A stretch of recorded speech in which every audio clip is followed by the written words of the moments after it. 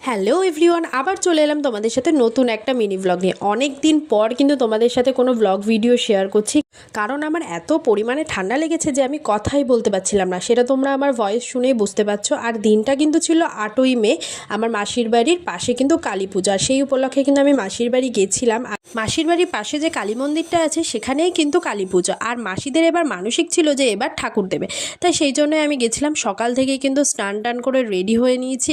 আর বাড়িতেই কিন্তু সমস্ত কিছু তোড়জোড়, খিচুড়ি রান্না, এদিকে কিন্তু ভোগ রান্না হচ্ছে। আর কত সুন্দর মন্দিরটা সাজিয়েছে সেটাই তোমাদেরকে দেখালাম। আর এইদিকে তো দেখেইছো আমি দিদিকে, মাসিকে সবাইকে আলতা পরিয়ে দিয়েছি। তারপরে দেখো এদিকে কিন্তু আমার বৌদিও স্নান টান সেরে এসে আলতা পড়ছে। আর এইদিকে কি সুন্দর সমস্ত কিছু খিচুড়ি টিচুড়ি রান্না হচ্ছে। তারপরেই বিকেলবেলা আমরা কিন্তু রেডি হয়ে গেছি। এইখানে কিন্তু আমার মাসিরা চলে এসেছিলো, আমার বড় মাসি, লক্ষ্মী মাসি, আরও পাড়ার অনেক লোকজন। এখানে সৌমেন, রিমি। আর এখন যাব ঠাকুর আনতে, তাই দিদির সঙ্গে ঝগড়া লেগে গেছিলো। তোমরা এই ভিডিওটা দেখেইছো যে আমি দিদি জামা পরেছিলাম বলে দিদি আমার সাথে ঝগড়া করছিল, সেটাই তোমাদের সাথে একটু শেয়ার করলাম। তারপরেই কিন্তু আমরা চলে গেছি ঠাকুর আনতে। আর যেহেতু মন্দিরে সারা বছর ঠাকুর থাকে, তাই আগের ঠাকুরটাকে বরণ করে নিচ্ছে দিদি আর মাসি মিলে। তারপরে এই ঠাকুরটা বিসর্জন দিয়েই কিন্তু আর একটা ঠাকুর আনা হবে। এদিকে দেখো এখানে সবাই মিলে বরণ করে নিচ্ছে, সেটাই তোমাদের সাথে শেয়ার করলাম। তারপর ঠাকুরটা বিসর্জন দেওয়ার জন্য মন্দির থেকে বাইরে নিয়ে আসা হলো, ভ্যানে তোলা হলো। আর আমরা গেছিলাম কিন্তু ইঞ্জিন ভ্যানে। এখানে মাসি আর ভ্যানটা চালাচ্ছিল কিন্তু আমার মেসো, এটা আমার মেসোর ভ্যান। আর এদিকে কিন্তু আমরা সবাই ছিলাম। আর ওদিকে আমার দিদি, দাদা, সৌমেন, রিমি এরা সবাই কিন্তু বাইকে গেছিলো, আর আমাকে বাইকে নেয়নি, এর জন্য আমরা ভ্যানে গেছিলাম। তারপরেই কিন্তু আমরা ঠাকুর আনতে চলে এসেছি। আর এখানে এত সুন্দর ঠাকুর সাজিয়েছে সেটাই আমরা দেখছিলাম। আর এই সমস্ত শাড়ি গয়না কিন্তু আমার দিদি পছন্দ করে কিনেছে।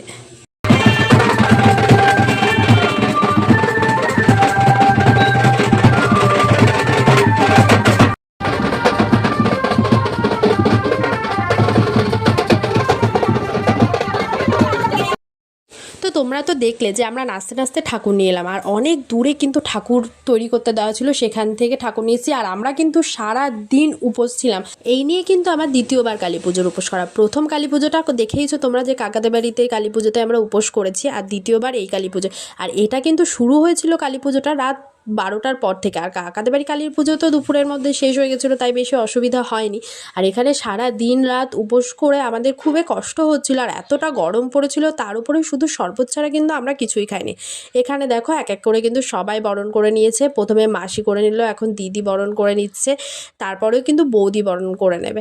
বরণ পর্ব শেষ হলেই কিন্তু আস্তে আস্তে মাকে মন্দিরের ভেতর নিয়ে যাওয়া হবে। আর আমরা যেহেতু ঠাকুর আনতে গেছিলাম, তার মধ্যেখানেই চলে এসেছিলো হলো গিয়ে দোলাদি আর অর্পিতা দি। তারপর সবাইকে একটু একটু করে ঠান্ডা দেওয়া হচ্ছে। আর দেখো বাবান এতটা দুষ্ট হয়েছে যে জামাইবাবুর হাত থেকে মানে ফ্রুটির গ্লাসটা কেড়ে নিয়েও খাবে। আর এখানে খেতে গিয়ে দেখো পুরো